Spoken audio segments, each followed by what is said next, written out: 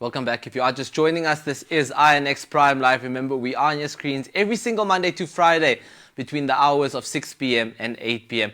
Now, we were actually in a conversation with Sharon Akambaram, who was telling us a little bit more about this very controversial situation that's currently taking place with Miss South Africa and one specific finalist by the name of Vanessa Chidima. Hi, can you hear me? Hi, there we go. That's awesome. Yes, thank you so much for joining us at INX Prime Live. Thank you for having me. No, you're most welcome. So before we talk about the growing xenophobia, right, and Afrophobia, because it is growing quite a lot on social media and many other platforms as well, what does the law say about someone born in South Africa to parents who are residents in the Republic? I mean, this whole Miss South Africa thing is such a huge issue. Well, firstly, this is governed by law, and we have the South African Citizenship Act. But more than that, our constitution says that every child has the right to a name and a nationality from birth. And so Miss Adetshina was born in South Africa at Baragwanath Hospital. And the pageant organizers have confirmed that she meets both the residency and the registration requirements, making her a legible South African citizen. Yeah, and I mean, we've been hearing from so many politicians, right? And that's the ironic thing about this. And we've been hearing so many conflicting views. And I mean, politicians at the end of the day are supposed to always go back to the legislation and the laws out there.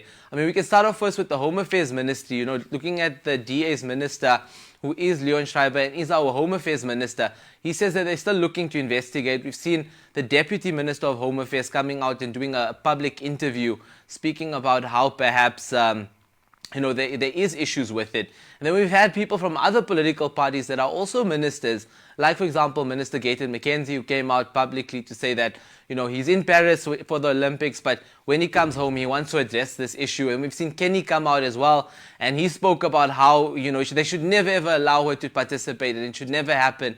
So we're hearing all of these conflicting different comments as well. I wanted to know, in terms of we spoke about the law, but in terms of all of these politicians, what do you think is the right way to handle or deal with the situation? I mean, at the end of the day, these are honorable members of parliament. Exactly.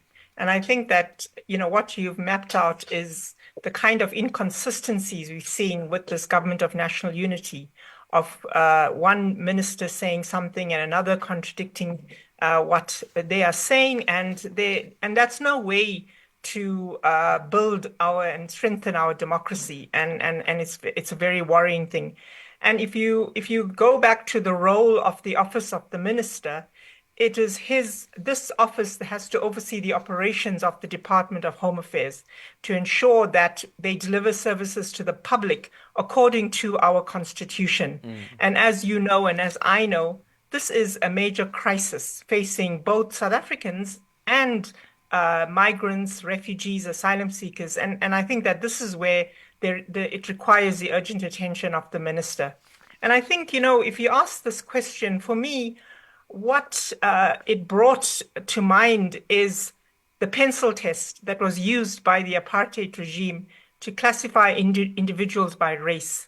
And is this where we're going to? Is the minister, Gayton McKenzie, going to say, let's have a test to prove who's a South African and whose bloodline proves that they're a pure South African? What is that? Where does that come from?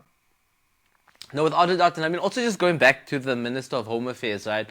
I mean, if you're looking at what Mr. Schreiber actually said, he was saying that they're actually understaffed. If you're looking at the Home Affairs Ministry, they're supposed to be having about 18,000 staff members, but they only have about 7,000 altogether around the country. So there's a lot of understaffing. But just touching on Gayton McKenzie and the Minister of Sport as well. I mean, we do know that obviously the Minister of Home Affairs can actually tap into the system and understand what's currently happening. But can a minister from another ministry or another department, for example, like Gayton McKenzie, can a government minister actually verify the citizenship of a fellow South African when it comes to No. the Minister of Sports, for example? Absolutely not. And even the Minister of Home Affairs, he's now backtracking and saying that he will only verify the status if the parents request, and that is the procedure. You cannot, it's a complete disrespect for someone's dignity, let alone their privacy and other requirements. So he can't do that. Not even the Minister of Home Affairs can just go and divulge the status of someone in this country. No, without a doubt. And I mean, just also looking at, the outcry from the general public as well. I mean, it has been extremely loud. We've been seeing it not only on social media, but on many different mainstream platforms where we've had conflicting views on this. And people have been vocal about how they feel for this example with Chidima as well, and a Nigerian family, her dad coming out and doing an interview. Are South Africans xenophobic or Afrophobic in your opinion? These are both related but distinct concepts. Now, Afrophobia looks at the fear, the prejudice, the discrimination against and dislike of people of African descent and heritage. And xenophobia, it looks at negative attitudes towards people from other countries or cultures. And the question we've got to ask then is if we're Afrophobic, then are we not of African descent and heritage? And are we then just self-hating Africans? So that would be my response to that question. No, that's a very, very powerful point that you made there. I mean, just in the line of work that you do, right? Would you say that migrants that come to South Africa, do they face some form of discrimination in how they live in the country? I think my response here would then be to locate this in the context of the global phenomenon of xenophobia, because we are seeing an increasing level of xenophobia and scapegoating, really, of predominantly people who have a black skin or a brown skin and people from the global south. And we see this in America with the Latino community, with African Americans, and we see it in Europe with people coming from Africa. And we've seen a shocking rise in levels of homophobia, Islamophobia, and xenophobia. And the context of this, which we see in South Africa, and we do have a problem. We have a serious economic problem, which is mirrored globally, of systemic structural unemployment and increasing levels of poverty. And so politicians will scapegoat migrants and make unsubstantiated statements about them flooding the country to divert our attention away from their failure to implement policies and to address the inequality located in our past of colonization and apartheid. And so we do see, increasing levels of xenophobia, institutionalized xenophobia, as practiced by police, law enforcement agents, and the Department of Home Affairs. And I think in all of this, we've got to speak about corruption because foreign nationals are a prime target for police, immigration officers to solicit bribes because of their vulnerability. And it's so that's the melting pot of problems. And in all of this, politicians will use this, just as Gayton McKenzie has, to popularize themselves as politicians and get media coverage for being, controversial.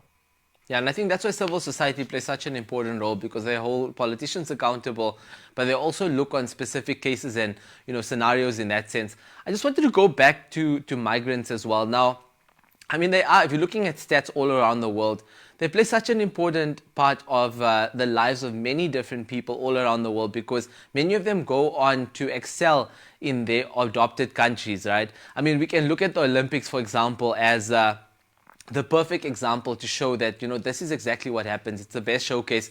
Does the Miss South Africa case give the message to migrants that their talents will not be accepted here? No, I think our experience working in communities and our work to build social cohesion in our country proves that there is a lot more sentiments of building solidarity, and that many South Africans, are aware of why there's such excessive levels of poverty, and not to be, accept the lies that politicians feed us. And so, and I think that the sense that there's this high levels of xenophobia and hatred is fueled by social media, and that is orchestrated. There's, it's a paid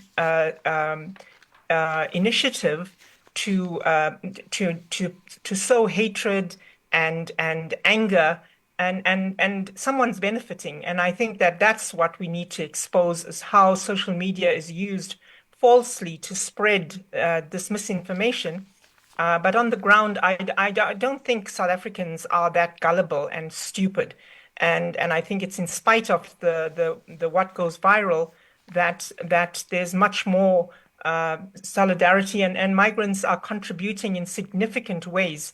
And we are seeing that's it's not the case. It's not mirrored on with the experiences on the ground. Yeah, Sharon. I mean, just before we let you go, though, we've been seeing a lot of allegations coming out over the last few hours of perhaps, Vanessa not being included in some of the activities, just before the Miss South Africa finale or finals. She missed out apparently on, going and getting her hair done at a hair salon when all the others, 9 finalists were all there. She was the only one who was not present. So I just wanted to know, are you going to be keeping a close eye on this Vanessa case? No, definitely. And we engage regularly with, the pillars of our constitution, like the South African Human Rights Commission, who are custodians of protection of human rights and dignity. And we will be definitely keeping a very close eye on this. No, that's fine. Again, Sharon, thank you so much for joining us tonight on INX Prime Live. It's been very informative. Thank you.